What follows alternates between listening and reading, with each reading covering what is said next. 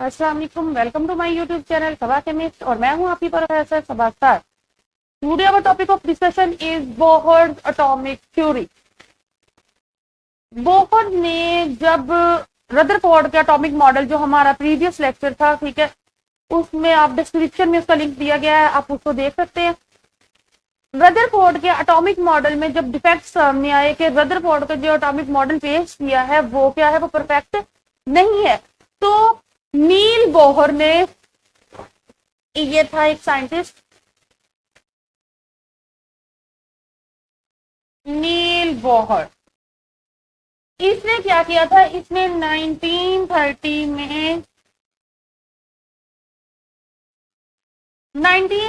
में एक अपना मॉडल पेश किया था एटम के मुतालिक, ठीक है। और ये जो इसका मॉडल था या इसकी जो एटम के मुतालिक थ्योरी थी वो बेस करती थी quantum theory of Max Planck based on. ये नील बोहर ने 1913 में क्या किया था, अपना एटॉमिक मॉडल पेश किया था। और अब उसका जो मॉडल था, उसकी जो एटम्स के मतलब थ्योरी थी कि एटम का स्ट्रक्चर कैसा है, बेसिकली उसने उसकी बेस रखी थी quantum theory of Max Planck. अच्छा, जो क्वांटम थ्योरी थी ना, मैक्स प्लैंक ने उसमें क्या कहा था, मैक्स प्लैंक ने ये 1900 में अपनी थ्योरी पेश की थी क्वांटम थ्योरी। उसके मुताबिक ये था कि जब भी कोई एक एटम लगा ले, फॉर एग्जाम्पल ये न्यूक्लियस है किसी भी एटम का, ये इसके गिर्द मुख्तलिफ ऑर्बिट है, ठीक है। इसने अब ये कहा, क्वांटम थ्योरी में ये होता है कि जब भी कोई, केमिस्ट्री में क्वांटम थ्योरी की, कि जब भी कोई एटम के इलेक्ट्रॉन जो होते हैं वो एक एनर्जी शेल से दूसरी एनर्जी शेल में जाता है, तो या तो वो एनर्जी अब्जॉर्ब करता है या अमिट करता है। यानी कि अगर वो एक ही एनर्जी लेवल पे मूव करेगा तो ना तो वो एनर्जी अमिट करेगा ना ही अब्जॉर्ब करेगा। ये क्वांटम थ्योरी थी। तो उसने उसी क्वांटम थ्योरी के बेस पे मतलब ये अपना स्ट्रक्चर जो था वो पेश किया कि उसने ये कहा कि फॉर एग्जाम्पल इलेक्ट्रॉन इधर मूव कर रहा है, ठीक है, और कोई इलेक्ट्रॉन इधर मूव कर रहा है। अगर ये इलेक्ट्रॉन अब इधर मूव कर रहा है तो ना तो ये एनर्जी एमिट करेगा ना ही अब्जॉर्ब करेगा, जिसकी वजह से इसकी जो एनर्जी होगी वो फिक्स्ड होगी। और जिस एनर्जी लेवल में या जिस पार्ट पे या जिसमें ये मूव करता है उसको एनर्जी ऑर्बिट्स या एनर्जी लेवल कहते हैं। और हर एनर्जी लेवल की जो एनर्जी होती है वो फिक्स्ड होती है, ना तो वो ज्यादा मतलब ऊपर वाले ये वाली से क्या ये कम होती है, ऊपर वाले से कम होती है, लेकिन वो इलेक्ट्रॉन क्योंकि उसी ऑर्बिट में मूव कर रहा है तब तक जब तक वो उसी ऑर्बिट में मूव करेगा, एनर्जी लेवल में मूव करेगा, ना तो वो एनर्जी अमिट करेगा ना ही अब्जॉर्ब करेगा, ठीक है। इसी यही इसमें नील बोहर ने एटम का मतलब स्ट्रक्चर बना दिया।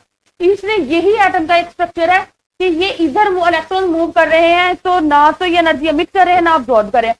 ये एनर्जी अब्जॉर्ब कब करेंगे और एमिट कब करेंगे। अब ये देखिए, ये वाला जो है ये लोअर एनर्जी लेवल है, ये क्या है,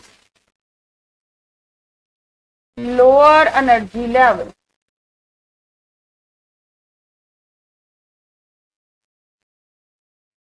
ये वाला क्या है, ये वाला जो है ये इसकी निस्बत क्या है, ये हम लाइट से डॉटेड लाइन लगा लेते, इसकी निस्बत क्या है, हायर एनर्जी लेवल।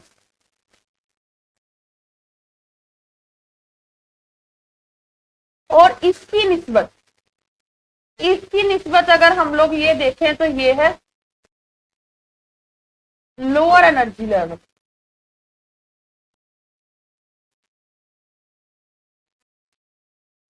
और ये वाला ये तो फिर है ही हायर एनर्जी लेवल। इन दोनों की निस्बत, इसकी निस्बत भी और इसकी निस्बत भी।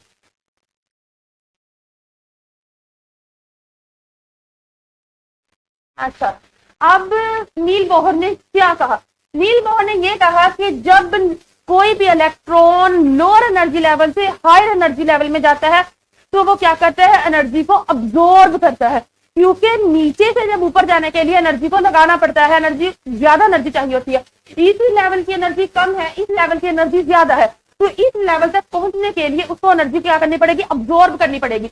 उसने यही कहा कि रेडिएशन की फॉर्म में ये क्या कर लेते हैं, एनर्जी अब्जॉर्ब कर लेते हैं, जो कि एच वी के बराबर होती है। ठीक है, ये था कि जब हायर मतलब हायर में जाना हो लोअर एनर्जी लेवल से, अगर हायर एनर्जी लेवल से लोअर एनर्जी लेवल में आना हो, इसीलिए इलेक्ट्रॉन ने हायर एनर्जी लेवल से लोअर एनर्जी लेवल में आना हो, तो उसमें से जो एनर्जी होती है वो इमिट हो जाती है, मतलब वो खारिज हो जाती है।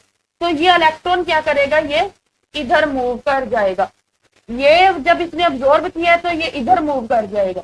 ये मतलब इनके थोड़ा सा ये नील बोहर के एटम का स्ट्रक्चर है, यही स्ट्रक्चर इसने अपनी मतलब थ्योरी में पेश किया। क्या कहा था नील बोहर ने 1913 में अपना एक एटॉमिक थ्योरी पेश की, अपना एटॉमिक स्ट्रक्चर उसने रखा, उसी बेस उसने क्या किया, उसने बेस उसके लिए quantum theory of Max Planck ने। मैक्स प्लैंक ने 1900 में एक थ्योरी पेश की थी, जिसके मुताबिक कि जब भी हायर एनर्जी लेवल से लोअर एनर्जी लेवल में आना हो तो एनर्जी क्या करनी पड़ती है, एमिट करनी पड़ती है, और लो एनर्जी लेवल से हायर एनर्जी लेवल में जाना हो तो एनर्जी अब्जॉर्ब करनी पड़ती है। लेकिन अगर वो सेम एनर्जी लेवल में कोई भी एटम का इलेक्ट्रॉन है वो घूम रहा हो तो क्या करते हैं, ना तो वो एनर्जी अब्जॉर्ब करता है ना ही एमिट करता है। इसी बेस पे उसने अपना ये जो स्ट्रक्चर है ये पेश कर दिया। ठीक है, सेम यही स्ट्रक्चर है। उसके बाद उसने नील बोहर ने क्या किया कि नील बोहर के कुछ उस मतलब बेस पे जो उसने स्ट्रक्चर पेश किया उसमें कुछ पॉस्टुलेट्स थे। फर्स्ट पॉस्टुलेट जो हमारे पास है वो ये है कि हाइड्रोजन एटम जो होता है वो कंसिस्ट होता है, हाइड्रोजन एटम उसके क्या है, उसमें जस्ट एक प्रोटॉन है और एक ही इलेक्ट्रॉन है। ठीक है, एक इलेक्ट्रॉन का मतलब ये है कि उसके पास ये जो एनर्जी लेवल है जस्ट एक होगा, एक एनर्जी लेवल का मतलब एक ही ऑर्बिट में वो एक इलेक्ट्रॉन घूम रहा है, और एक प्रोटॉन है तो इसका मतलब ये है कि उससे जो न्यूक्लियस का साइज है वो बहुत छोटा है। इस तरह से उसका फर्स्ट पॉस्टुलेट था कि hydrogen atom consist tiny nucleus with radius R. Tiny nucleus क्यों है, क्योंकि उसमें एक ही प्रोटॉन है। ठीक है, हो गया। और एक बहुत छोटा ही एटम होता है हाइड्रोजन का, क्यों, क्योंकि उसमें जस्ट एक ही एनर्जी लेवल होता है। तो एक ही एनर्जी लेवल होने की वजह से, एक ही ऑर्बिट होने की वजह से ना तो वो ऊपर को जाता है ना ही नीचे को जाता है, बस अपनी एनर्जी लेवल में घूमता रहता है। ठीक है, क्योंकि कोई बात आ गई थी रदरफोर्ड का जो एटॉमिक मॉडल था उसमें ये था कि एनर्जी जो है, अगर उसने ये कोई थ्योरी वगैरह की बेस पे अपना स्ट्रक्चर पेश नहीं किया था, उससे ये था कि अगर तो वो घूमता रहता है, क्योंकि वो चार्ज पार्टिकल है तो उसको रेडिएशन खारिज करनी चाहिए और बिलाकर उसको पॉजिटिव चार्ज के साथ आपस में मिक्सअप हो जाना चाहिए। तो इस तरह से, लेकिन इसने बताया कि ऐसा कुछ नहीं होता, बल्कि वो जब एक एनर्जी लेवल में रहता है तो ना तो एनर्जी एमिट करता है ना ही अब्सॉर्ब करता है। अब हाइड्रोजन की बात करें तो उसमें एक एनर्जी लेवल में वो घूमता रहता है, ये नहीं होता कि वो न्यूक्लियस के साथ जाके मिक्स हो जाए। अच्छा जी, नेक्स्ट ये है जो एक ऑर्बिट होता है जिसको हमने एनर्जी लेवल कहा है, ये वाला क्या है, ये ऑर्बिट है। ठीक हो गया। फर्स्ट ऑर्बिट को हम लोग के कहते हैं, सेकंड वाले को एल, थर्ड वाले को एम एंड सो ऑन। इसी तरह अगर हम इनके वैसे नाम मतलब नंबरिंग दे, n is equal to 1, n is equal to 2, n is equal to 3, n is equal to 4 and so on, इसी तरह से। अब वो कहते हैं कि ईच ऑर्बिट, ये एक ऑर्बिट है फिक्स्ड एनर्जी। क्या होते हैं कि ईच ऑर्बिट एक जो है वो फिक्स्ड एनर्जी रखती है, जिसको हम लोग क्वांटाइज्ड कहते हैं, यानी जो उस एनर्जी की अमाउंट होगी, फिक्स्ड एनर्जी की अमाउंट होगी, उसको हम लोग क्वांटाइज्ड का नाम देते हैं। ये इसका सेकंड पॉस्टुलेट था। अब इसका थर्ड पॉस्टुलेट वही है कि इलेक्ट्रॉन जब एक ऑर्बिट में रहता है, एक एनर्जी लेवल में रहता है, तो ना तो वो एनर्जी अब्सॉर्ब करता है और ना ही एमिट करता है। ये देखिए, as electron remain in an orbit does not emit और अब्सॉर्ब एनर्जी। ठीक है, वो एनर्जी अब्सॉर्ब कब करेगा, वो अब्सॉर्ब तब करेगा जब लोअर एनर्जी लेवल से हायर एनर्जी लेवल में जाएगा, और एमिट कब करेगा जब वो हायर एनर्जी लेवल से लोअर एनर्जी लेवल में आएगा। फोर्थ इसका पॉस्टुलेट ये है कि जब भी कोई electron, when electron jump from lower to higher ये देखे lower to high, it absorb energy, ठीक है, वो एनर्जी को क्या करता है, अब्सॉर्ब करता है। And when electron jumps from higher to lower it emits energy. ये दोनों मतलब जो है, ये इसका एक मतलब पास्ट प्रोडक्ट ने बता दिया कि हायर टू लोअर जाएगा, हायर ये है हायर, हायर टू लोअर जाएगा तो एमिट एनर्जी करेगा, और लोअर टू हायर आएगा तो अब्सॉर्ब करेगा एनर्जी। और वो जो एनर्जी होती है वो चेंज इन एनर्जी होती है, क्योंकि इसकी एनर्जी और होती है, इसकी एनर्जी और होती है। फॉर एग्जाम्पल कह ले कि इसकी जो है E1 है और इसकी E2 है। फॉर एग्जाम्पल मतलब हम लोगों ने सपोज ही करना है, क्योंकि एनर्जी की ये पहली फॉर्म है या दूसरी फॉर्म है, और जो दरमियान में एनर्जी का डिफरेंस आएगा उसको क्या कहते हैं, चेंज इन एनर्जी कहते हैं।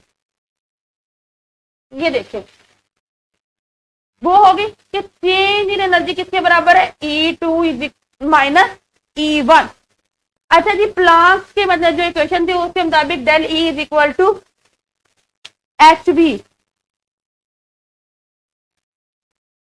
ठीक है, ये एच म्यू भी इसको करते हैं, ये इसके बराबर है, del E is equal to E2 minus E1, और ये मतलब एच म्यू के बराबर है। इधर अगर हम देखें तो ये जो एच है ये प्लांक कॉन्स्टेंट है, क्योंकि ये प्लांक्स मतलब इक्वेशन पे उसकी पूरी की पूरी जो एटॉमिक थ्योरी थी वो बेस की हुई थी। प्लांक